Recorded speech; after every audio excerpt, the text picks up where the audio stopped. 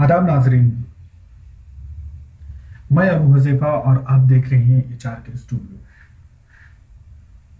आज हम अल्लामा इकबाल के बारे में गुफ्तगू करेंगे। अल्लामा इकबाल यूजीसी के यूनिट नंबर 4 उर्दू नज़्म के हवाले से वहाँ पे इनका जिक्र मिलता है। आइए हम भी इस वीडियो में पूरी तफसील से अल्लामा इकबाल की शख्सियत के बारे में और उनकी अदबी खिदमत के बारे में गुफ्तगू करेंगे। अभी तक आपने अगर हमारा चैनल सब्सक्राइब नहीं किया है तो आप कर लीजिए और बेल आइकन दबाना ना भूलें, क्योंकि आपको हमारा नया वीडियो जो अब तक हो वो आसानी से जल्दी से आप तक पहुंच जाए। अल्लामा इकबाल 1877 में सियालकोट में पैदा हुए और 1938 में इनका इंतकाल लाहौर में हुआ। इनके दादा का नाम शेख मोहम्मद रफीक था, वालिद का नाम शेख नूर मोहम्मद, और इनके वालिद की शादी इमाम बीबी से हुई।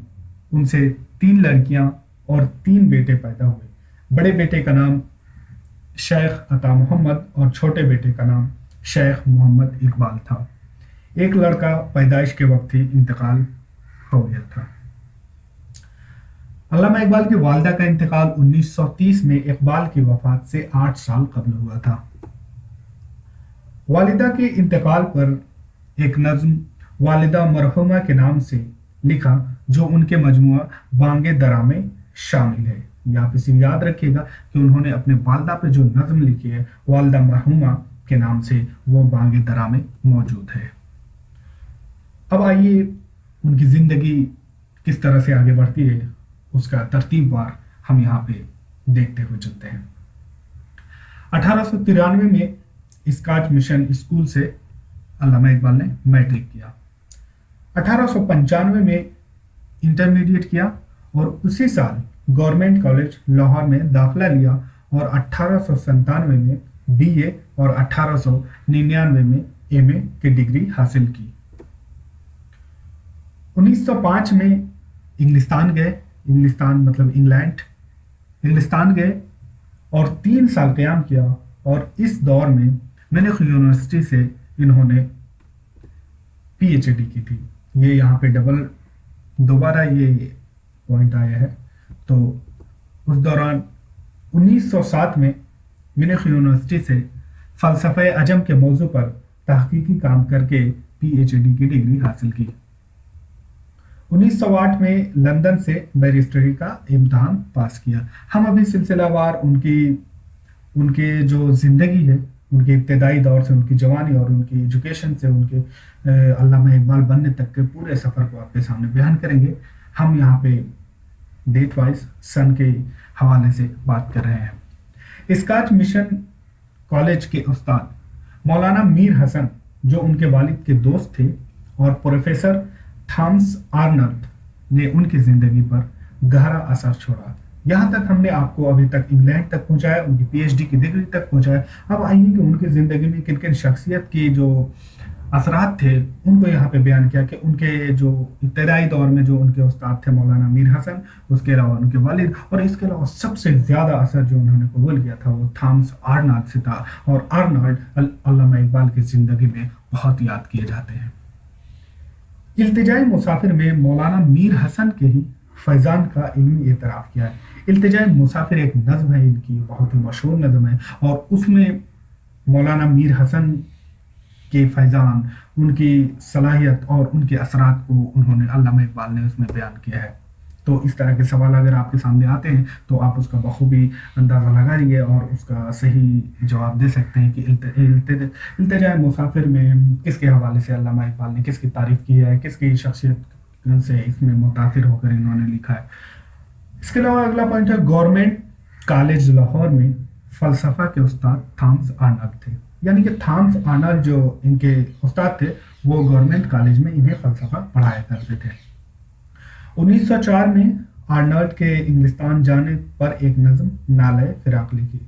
इनके उस्ताद थे आर्नल्ड, जब ये जा रहे थे इनसे काफ़ी मोहब्बत थी, वालिहाना मोहब्बत थी अल्लामा इकबाल को, और इनकी शख्सियत का असर भी इन्होंने लिया। इस वजह से इनसे बहुत मुतासिर थे और ये जब जा रहे थे तो उस तकलीफ़ को, उस कर्ब को उन्होंने एक नज्म नाला फिराक लिखकर बयान किया, और ये 1904 की है। जब वो अल्लामा इकबाल इंग्लिस्तान में दाखिला लिया, वहीं उनकी मुलाकात इसरार खुदी, जो अल्लामा इकबाल की बहुत बड़ी तसनीफ है, के मुतरजिम निकलसन और मशहूर फ़लसफ़ी मैक टगरट जॉन, जिनका पूरा नाम MC टगरट था, से हुई। और साथ ही अदब फ़ारसी के मौर्रिख और उर्दू और फ़ारसी अदब के मौर्रिख A.G. ब्राउन से भी उनकी मुलाकात इंग्लिस्तान में ही हुई थी। तो ये तीन बड़ी शख्सियतें जिनसे अल्लामा इकबाल की मुलाकात इंग्लिस्तान में हुई थी, वो ये थी निकलसन, मैकटगर्ट और A.G. ब्राउन। इस तरह के सवाल आते रहते हैं कि इनमें से कौन सी शख्सियत हैं जिनसे अल्लामा इकबाल मुतासिर थे, या जिनसे इंग्लैंड गए तो उनकी मुलाकात हुई थी। ये हो सकता है कि इनमें से कौन सी शख्सियत है जिनसे अल्लामा इकबाल ने मुलाकात की, और उसके अलावा जिनकी शख्सियत से वो मुतासिर थे। अल्लामा इकबाल की 3 शादियां हुई। पहली शादी 1893 में गुजरात के रईस अता मोहम्मद खान की बड़ी साहिबजादी से हुई। उनसे अल्लामा इकबाल को एक बेटी मरियम और बेटा बैरिस्टर आफ्ताब इकबाल पैदा हुए। दूसरी शादी लुधियाना में हुई थी। तीसरी शादी लाहौर में सरदार बेगम से हुई, जिनसे डॉक्टर जावेद इकबाल और मुनीरा पैदा हुई। 3 शादी, पहली शादी गुजरात में, दूसरी शादी लुधियाना में, और तीसरी शादी लाहौर में हुई थी, जिनसे सरदार बेगम और डॉक्टर जावेद इकबाल, जो कि उर्दू अदब में याद किए जाते हैं, ये वही अल्लामा इकबाल के बेटे हैं, जो तीसरी शादी लाहौर में हुई थी, उनसे सरदार बेगम के बेटे थे ये। 1931 में गोलमेज कॉन्फ्रेंस में शिरकत की और लौटते वक्त इटली, मिस्र और फिलिस्तीन का सफ़र किया। आप इस तरह के सवाल अगर आ जाएं तो आप उसे आसानी से हल कर सकते हैं कि 1931 में होने वाली गोलमेज कॉन्फ्रेंस में शिरकत की थी, और जब लौट रहे थे तो इटली, मिस्र और फिलिस्तीन का इन्होंने सफ़र किया। 1932 में जो गोलमेज कॉन्फ्रेंस हुई थी उसमें भी गए थे, और इस मरतबा उन्होंने हस्पानिया का सफ़र किया था। 1932 में अल्लामा सैयद सुलेमान नदवी और सर रास मसूद के साथ शहनशाह अफगान की दावत पर अफगानिस्तान का सफ़र किया। यानी कि ये 3 जो डेट हैं, 3 जो साल हैं, उनमें इन्होंने पहले साल में इटली, मिस्र और फिलिस्तीन का सफ़र किया। दूसरे साल जो 1932 में गए, हस्पानिया का सफ़र किया, और 1932 में ही सैयद सुलेमान नदवी और सर रास मसूद के साथ अफगानिस्तान का दौरा किया। इकबाल की फारसी मजमूए इसरार खुदी 1915 में लिखी, रमूज़े बेखुदी 1918 में लिखी। ये वही इसरार खुदी है जिनके बारे में ऊपर जिक्र आया है। क़याम मशरिक़ 1923 में, ज़बूर अजम 1927 में लिखी, जावेद नामा 1932 और मुसाफिर 1934। उर्दू के शेरी मजमूए देख लीजिए कब लिखे गए और कौन कौन से हैं। एक बांगे दरा 1924 में, बाले जिब्रील 1935, ज़रबे कलीम 1936 और उर्मगान हिजाज 1938 में लिखी। उर्मगान हिजाज आधा उर्दू और आधा फारसी में है। ये आप याद रख सकते हैं कि उर्मगान हिजाज उनका कौन सा शेरी मजमूआ है जो आधा उर्दू और आधा फारसी में है, तो वो है उर्मगान हिजाज। आइए अगले पॉइंट की तरफ बढ़ते हैं। फ़लसफ़े अजम, जो इन्होंने जिस पे PhD की थी इंग्लैंड जाकर, ये मकाला पहली बार मेटाफिजिक्स ऑफ ईरान के नाम से 1908 में अंग्रेजी जबान में लंदन में शाये हुआ। मेटाफिजिक्स ऑफ ईरान के नाम से 1908 में अंग्रेजी में ये पहली मरतबा शाये हुआ था। मीर हसनुद्दीन ने इकबाल की इजाज़त से इसे उर्दू में तर्जमा किया, और ये तर्जमा मुख्तसर दिबाचे के साथ पहली बार 1936 में हैदराबाद से शाये हुआ। और जब शाये हुआ तो इसका नाम फ़लसफ़े अजम रखा गया। इसके अलावा तश्कील जदीद इलाहियात इस्लामिया, ये 6 खुतबात हैं अल्लामा इकबाल के। 1930 में पहली मरतबा 6 lectures on the reconstruction of religious thoughts in India, ये इंग्लिश में इनके लेक्चर हैं, और उर्दू में तश्कील जदीद इलाहियात इस्लामिया 6 खुतबात 1930 में पहली बार शाये हुए। बाद में इसमें एक और खुतबा शामिल कर दिया गया और 1934 में लंदन में शाये हुआ। 1958 में 1958 में نذیر نیازی نے اس کا اردو ترجمہ کیا اور اس کا نام تشکیل جدید الہیات اسلامیہ رکھا۔ یہ شروع میں انگلش میں ہوا تھا، 6 lecture on the reconstruction of religious thoughts in India, تو اس کو بعد میں اس کے جو اردو میں ترجمہ کیا نذیر نیازی نے۔ آپ اسے یاد رکھ سکتے ہیں کہ اس کو کس نے ترجمہ کیا، اور اردو میں اس کا جو تشکیل جدید الہیات اسلامیہ کے نام سے جانتے ہیں وہ اس کو کس نے ترجمہ کیا تھا، وہ نذیر نیازی تھے۔ علامہ اقبال نے یہ لیکچر، یہ سارے جو لیکچر 6 لیکچر تھے اور بعد میں ایک ایڈ کیے گئے وہ 7 ہو گئے، تو یہ سارے لیکچر علامہ اقبال نے 1928 سے 1929 میں مدراس، حیدرآباد اور علی گڑھ میں دیا۔ انگلینڈ میں ٹرینٹی کالج میں داخلہ لیا، انگلینڈ میں انہوں نے ٹرینٹی کالج میں داخلہ لیا اور یہیں ان کے پرانے استاد پروفیسر تھامس آرنلڈ سے ان کی ملاقات ہوتی ہے۔ 1905 میں ہی لندن میں عطیہ فیضی بھی گئی تھی، وہیں ہندوستانی طلبہ کی دیکھ بھال پر متعین سن بیگ نے دونوں کی ملاقات کرائی۔ یہ سن بیگ جو ہندوستانی طلبہ کی وہاں ان کی دیکھ بھال کے لیے تھی، انہوں نے عطیہ فیضی سے علامہ اقبال کی ملاقات کرائی تھی۔ عطیہ فیضی کے حوالے سے جب آپ شبلی کا ذکر کرتے ہیں تو وہاں بھی ان کا ذکر آتا ہے، اور ان کے بہت سارے خطوط، شبلی کے بہت سارے خطوط عطیہ فیضی سے ریلیٹڈ ہیں، موسوم ہیں، اور علامہ اقبال بھی ان سے اس طرح کی ایک خطوط کے حوالے سے ان کا بھی ذکر ملتا ہے۔ انگلینڈ میں ٹرینٹی کالج میں داخلہ لیا، یہیں سے جو اوپر ابھی گزرا تھا وہ ایک پوائنٹ دوبارہ ریپیٹ ہو چکا ہے، یہاں پہ ہم اس کو آگے دیکھتے ہیں۔ یورپ کے سفر کے دوران ہائیڈلبرگ میں دو خاتون پروفیسر واز ناسٹ اور سینیشال انہیں فلسفے کی تعلیم دیتی تھی۔ جب وہاں گئے تھے تو انہوں نے ہائیڈلبرگ میں 2 خاتون تھی، اور یہ وہ 2 خاتون تھے جن سے یہ فلسفے کی تعلیم حاصل کرتے تھے۔ 27 جولائی 1908 کیمبرج یونیورسٹی سے BA اور سرٹیفکیٹ آف میئر کی ڈگری لی، اور میئر سے PhD کی ڈگری لے کر انگلستان سے لاہور واپس آ گئے، یعنی کہ ہندوستان میں واپس آ گئے 1908 میں، 27 جولائی 1908 کو واپس آ گئے تھے۔ اور جب وہ واپس آئے تو تلوک چند محروم نے ان کے ہندوستان واپس آنے پر ایک نظم سلام و پیام لکھی، جو مخزن میں چھپی۔ مخزن ایک رسالہ ہے، اسی میں وہ سلام و پیام کے نام سے یہ نظم چھپی تھی، اور یہ تلوک چند محروم نے لکھی تھی جب علامہ اقبال واپس ہندوستان آئے تھے۔ 1910 میں جب بلقان اور طرابلس میں ہنگامہ ہوا اور اسلامی دنیا لہو لہان ہو گئی تو 6 اکتوبر 1911 کو ایک نظم خون شہداء کی نظر لکھی، جو بانگ درا میں حضور رسالت معاب کے عنوان سے شامل ہے۔ جب یہ طرابلس میں ہنگامہ ہو رہا تھا اور اسلامی دنیا لہو لہان ہو رہی تھی، تو علامہ اقبال جیسا شاعر جو سماج میں ہونے والی ہر حرکت پہ نظر رکھتا ہے اور اس سے متاثر ہوتا ہے، تو انہوں نے اسی طرح سے 1911 میں ان کے ایک نظم لکھی تھی، اور اس میں اپنا درد اور کرب اور اس تہذیب اور اس حادثے کو بیان کیا تھا۔ تو وہ بعد میں نظم جو بانگ درا میں موجود ہے، یہ 1910 کا واقعہ ہے، اور 1911 میں یہ نظم لکھی تھی۔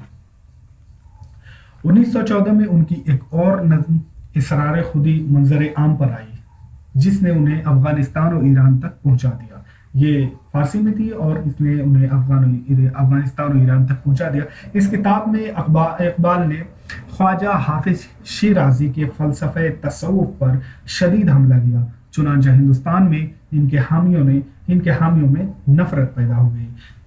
خواجہ حافظ شیرازی کے بہت سارے حامی اور بہت سے ان کو پسند کرنے والے اور ان کے مداح ہندوستان میں تھے۔ جب ان پہ علامہ اقبال نے حملہ کیا اسرار خودی میں لکھ کر، تو علامہ اقبال کے خلاف وہ لوگ کھڑے ہو گئے اور ان کے خلاف بہت سے نعرے بھی لگائے گئے، اور ان کے اگینسٹ میں بہت ساری تحریکیں بہت سارے ایجیٹیشن وغیرہ ہوئی۔ اور پنجاب میں اس کی مثال آپ دیکھیے کہ پنجاب کی ایک شاعر فضلی نے اس کے جواب میں راز بے خودی لکھی، جس میں اقبال کو دشمن اسلام اور رہزن اسلام تک کہا گیا تھا۔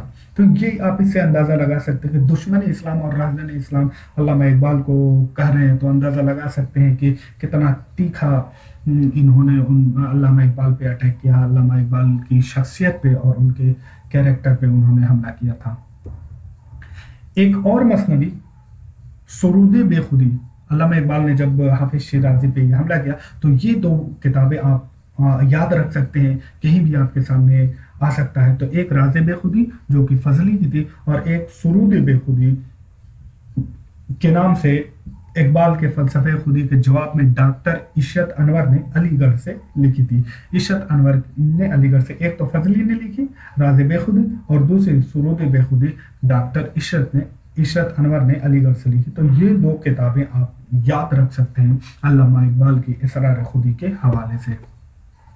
1920 میں دورہ بہار سے لوٹتے وقت، ایک یہاں پہ ایک اور اہم پوائنٹ کہ دورہ بہار کے لیے علامہ اقبال گئے تھے، ایک بار علامہ اقبال گئے تھے، لوٹتے وقت اکبر الہ آبادی سے الہ آباد میں ملے، یعنی کہ جب وہ گئے تھے تو دوران الہ آباد میں اکبر الہ آبادی سے بھی ملاقات ہوئی۔ اور سوال اس طرح بنتا ہے کہ علامہ اقبال کی ملاقات اکبر الہ آبادی سے ہوئی کہ کہاں ہوئی تھی، تو آپ اس کا جواب میں الہ آباد لگ سکتے۔ اس کے علاوہ ایک اور اہم پوائنٹ کی اور چند روز وہاں قیام کیا، وہ بہار میں ایک مقدمے میں ایک لفظ کی وضاحت کی خاطر گئے تھے۔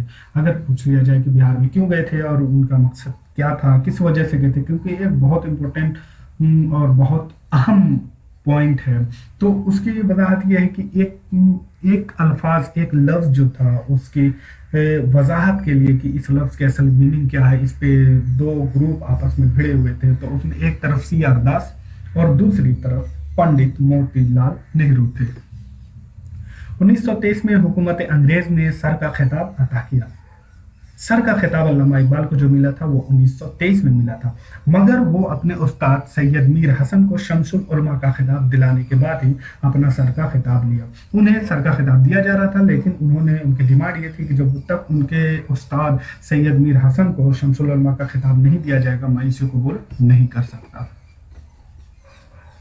1923 میں پیام مشرق شائع ہوئی، جسے انہوں نے جرمن شاعر گوئٹے کے دیوان مغرب کے جواب میں لکھا تھا۔ آپ کو پتا ہے کہ پیام مشرق ان کو بہت مشہور ہے، اور جسے انہوں نے جرمن شاعر گوئٹے کے دیوان مغرب کے جواب میں لکھا تھا۔ جاوید اقبال نے اقبال کی ڈائری اسٹرے ریفلیکشن کے نام سے شائع کروایا، جس کا ترجمہ پاکستان میں شذرات اقبال کے نام سے اور ہندوستان میں بکھرے خیالات کے نام سے شائع ہوا۔ اقبال کی ڈائری کو انہوں نے شائع کروایا، اور یہ دو نام ہیں، ہندوستان میں شذرات اور پاکستان میں شذرات اقبال، اور ہندوستان میں بکھرے خیالات کے نام سے شائع۔ یہ ایک اہم پوائنٹ ہے، اسے آپ یاد رکھ سکتے ہیں۔ اس کے علاوہ زبور عجم، فارسی کلام زبور عجم، یہ فارسی کلام ہے، 1927 میں چھپا۔ اس کے 3 حصے ہیں۔ دوسرا حصہ گلشن راز جدید ہے، جو اقبال نے علامہ محمود شستری کی مثنوی گلشن راز کے جواب میں لکھا۔ اقبال کو کشمیر سے بہت محبت تھی۔ 1896 میں انجمن کشمیر مسلمانان ہند کے نام سے ایک انجمن بنی، جو بعد میں انجمن کشمیری مسلمانان ہو گئی۔ 1901 میں اقبال اس کے سیکریٹری مقرر ہوئے۔ 1921 میں ایک مقدمے کے سلسلے میں کشمیر کا دورہ کیا۔ 1931 میں دوسری گول میز کانفرنس میں انقلاب لاہور کے مدیر مولانا غلام رسول مہر ان کے ہمراہ تھے۔ اسی میں مسلم ڈیلیگیشن کی طرف کے طرز عمل پر نقطہ چینی کیا۔ آپ یہ اندازہ لگا سکتے ہیں، آپ یہ جان سکتے ہیں کہ جب وہ 1931 میں دوسری گول میز کانفرنس میں گئے تھے تو ان کی رہنمائی مولانا غلام رسول مہر کر رہے تھے۔ 1932 میں تیسری گول میز کانفرنس میں بھی بلائے گئے۔ اس مرتبہ ان کے ساتھ سید امجد علی تھے، جو مسلم ڈیلیگیشن کے آنریری سیکریٹری تھے۔ اسی دوران ہسپانیہ کا سفر کیا اور مسجد قرطبہ میں اذان دی۔ آپ نے اپنی زندہ جاوید نظم مسجد قرطبہ اسپین کی ہی سرزمین پر کہی تھی۔ یہ پوائنٹ بھی آپ یاد رکھتے ہیں۔ اسی دوران مسولینی سے بھی وہاں ملے، اور جب لوگوں نے ان کے بارے میں خیالات کا اظہار کیا تو انہوں نے کہا کہ مسولینی بغیر بائبل کے لوتھر ہے۔ یہ علامہ اقبال کا مشہور قول ہے۔ اگر اس طرح کا کہیں آ جائے کہ مسولینی بغیر بائبل کا لوتھر ہے، یہ کس کا قول ہے، تو وہ آپ علامہ اقبال کے پہ ٹک کر سکتے ہیں۔ سرود رفتہ، یہ اقبال کے متروک و مجذوب کلام کا مجموعہ ہے، جسے مولانا غلام رسول اور صادق دلاوری نے 1958 میں شائع کیا۔ شاد اقبال، یہ مہاراجہ کشن پرساد اور علامہ اقبال کے ان خطوط کا مجموعہ ہے جو 1916 سے 1937 کے مابین لکھا گیا۔ ڈاکٹر محی الدین قادری زور نے بسیط اور معلومات افزا مقدمے کے ساتھ 1942 میں اسے شائع کیا۔ راجہ سے اقبال کی ملاقات 3 ملاقاتیں ہوئی۔ پہلی ملاقات حیدرآباد میں شاد کی مہمان نوازی سے ہوئی، یہ 1910 میں۔ دوسری ملاقات میں جب راجہ سیاحت کی غرض سے لاہور آئے تو اس وقت علامہ اقبال سے ان کی ملاقات ہوئی اور یہ واقعہ 1913 کا ہے۔ تیسری اور آخری ملاقات میں جب اقبال حیدرآباد دوسری مرتبہ گئے تو ان سے ان کی ملاقات ہوئی اور یہ 1929 میں ہے۔ یعنی کہ آپ یہ ایک بات کا یاد رکھ سکتے ہیں کہ 1929 میں علامہ اقبال دو بار حیدرآباد گئے تھے۔ اگر اس طرح کا سوال آ جائے کہ علامہ اقبال حیدرآباد کتنی مرتبہ گئے تھے تو آپ اس کے لیے 2 بار گئے تھے، آپ اسے ٹک کر سکتے ہیں۔ اقبال کے خطوط جنہ کے نام، جس میں 1930 سے 1937 کے درمیان کے خطوط ہیں، یہ انگلش میں لیٹر آف اقبال ٹو جنہ، یہ مجموعہ 1942 میں شائع ہوا۔ عبد الرحمن سعید نے اقبال کے خطوط جنہ کے نام سے اردو میں ترجمہ کیا۔ بعد میں محمد جہانگیر عالم نے ایک عمدہ ایڈیشن و حواشی و مقدمے کے ساتھ اسے شائع کر دیا۔ یعنی کہ لیٹرز آف اقبال ٹو جنہ، اس کا عبد الرحمن سعید نے اقبال کے خطوط جنہ کے نام سے اسے ترجمہ کیا۔ دیگر رسائل و کتب، تاریخ عالم جرمن زبان میں ایک رسالہ ہے۔ اجتہاد، یہ ان کا انگریزی رسالہ تھا جو شائع نہ ہوا۔ رخت سفر 1952 میں اقبال کے غیر مطبوعہ کلام کا ایک اور مجموعہ شائع ہوا جس کو محمد انور حارث نے مرتب کیا۔ باقیات اقبال 1952 میں چھپا، اس کے مرتب سید عبد الواحد معینی ہیں۔ یہ اردو فارسی نظموں اور غزلوں کا مجموعہ ہے جو ان کے دوسرے معروف و مطبوعہ کلام میں نہیں ہے۔ اقبال کی نثر، علم الاقتصاد 1903 میں لکھی۔ تاریخ ہند لالہ رام پرساد کے تعلق سے 1913 میں شائع ہوئی۔ آئینہ عجم فارسی نظم و نثر کے منتخبات پر مبنی یہ کتاب 1927 میں شائع ہوئی۔ انتخاب نکات بیدل BA کے لیے 1922 میں مکمل ہوئی۔ شہرت یافتہ نظمیں 1900 میں علامہ اقبال نے نالہ یتیم کے عنوان سے انجمن حمایت اسلام میں پہلی بار نظم پڑھی۔ دوسرے سال ایک یتیم کا خواب ہلال عید سے یہ نظم کے عنوان سے ایک دوسری نظم پڑھی۔ 1910 میں نظم ہمالہ کہی۔ ان کی دیگر نظموں میں گل رنگی، عہد طفلی، مرزا غالب، ابر کوثر، شمع و پروانہ، عقل و دل، صدائے درد، اس کے علاوہ آفتاب، شمع، ایک آرزو، آفتاب صبح، زاہد اور رندی، شاعر، موج دریا، طفل شیر خوار اور تصویر درد، نالہ فراق، سرگزشت آدم، جگنو، صبح کا ستارہ، ہندوستانی بچوں کا گیت، نیا شوالا، داغ، ابر، ایک پرندہ اور جگنو، کنار، راوی۔ ان کے علاوہ انہوں نے انگریزی ناولوں کے ترجمے کیے جن میں لاگ فیلو، ٹینیسن، ولیم کوپر اور ایمرسن کے ترجمے ہیں۔ 1902 میں انجمن حمایت اسلام میں ایک مارکۃ الآراء نظم اسلامیہ کالج کا خطاب پنجاب کے مسلمانوں سے لکھی۔ اسی زمانے میں ایک بہت ہی اہم نظم ابر گہر بار، جس کا دوسرا نام فریاد امت ہے، جس کا صرف اور صرف ایک ہی بند دل کے عنوان سے بانگ درا میں شامل ہے۔ دیگر مشہور نظمیں ترانہ ملی، شکوہ، جواب شکوہ، شمع و شاعر، گورستان شاہی، نمود صبح، فلسفہ عجم، رات اور شاعر، بزم انجمن، ہلال عید، شاعر، نوید صبح، شبلی و حالی، صدیق، والدہ مرحومہ کی یاد میں، نانک، سوامی رام تیرتھ، فراق، تنہائی، پھولوں کی شہزادی، شیکسپیئر، ضرب کلیم۔ آخری دور میں ان کا علاج مشہور طبیب حکیم محمد حسن قرشی کر رہے تھے۔ آخری لمحات میں ان کے زبان پر یہ اشعار تھے: سرود رفتہ باز آیت کی تائید، سرود رفتہ باز آیت کی تائید، نسیم از حجاز آیت کی ناید، سر آمد روزگار ای فقیر، دیگر دانا ہے راز آیت کی ناید۔ تو یہ ساری چیزیں تھی علامہ اقبال کے حوالے سے ایک تفصیلی گفتگو، ان کی شخصیت پہ، ان کی ادبی خدمات پہ، ان کی نظم نگاری کے حوالے سے، ان کی ایجوکیشن اور ان کی تعلیم کے حوالے سے، اور ان کے استاذ اور ان کے زمانے کے حوالے سے۔ تو یہ